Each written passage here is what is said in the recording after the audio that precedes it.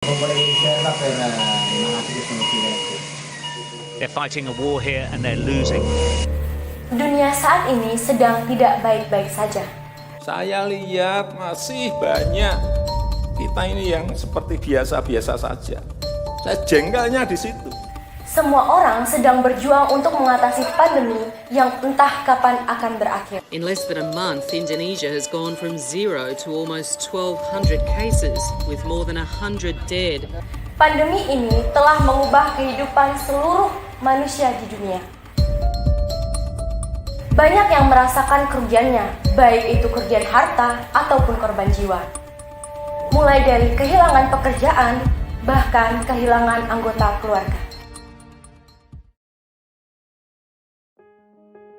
Semua ini dimulai dari munculnya jenis virus baru yang disebut COVID-19.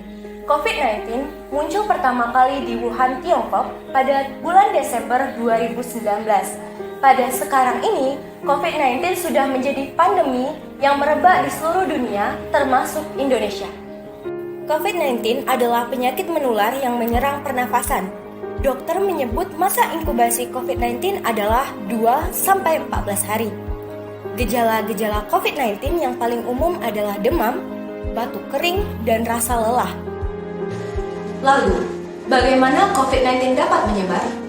COVID-19 dapat menyebar dari orang ke orang melalui percikan-percikan yang muncul atau keluar dari hidung dan mulut orang yang terinfeksi COVID-19 saat mereka batuk, bersin, atau berbicara. Saat ini kita sedang bergerak menuju masa AKB, adaptasi kebiasaan baru. Yang perlu kita pahami adalah AKB bukan berarti kita kembali kepada kehidupan normal dan melakukan aktivitas seperti biasanya sebelum pandemi. Lalu, apa yang perlu kita lakukan?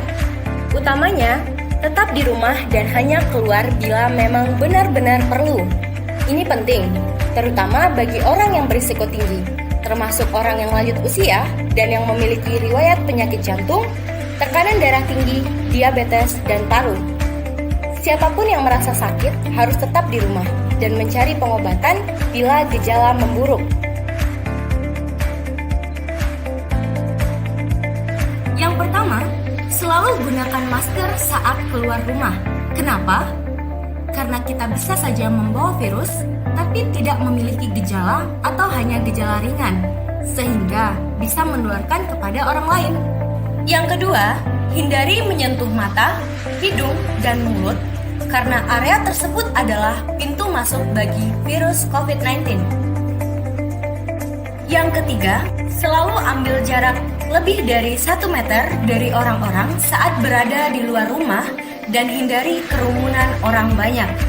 Yang keempat, sering cuci tangan dengan sabun. Lakukan minimal selama 20 detik dan selalu lakukan saat tiba di rumah atau di tempat tujuan. Saat di luar rumah, cairan pencuci tangan atau hand sanitizer yang mengandung alkohol merupakan pilihan bila sabun dan air mengalir tidak tersedia.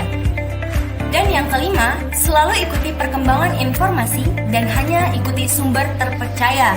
Hindari penyebaran informasi palsu dan hoax yang membingungkan masyarakat dan membuat situasi menjadi lebih buruk.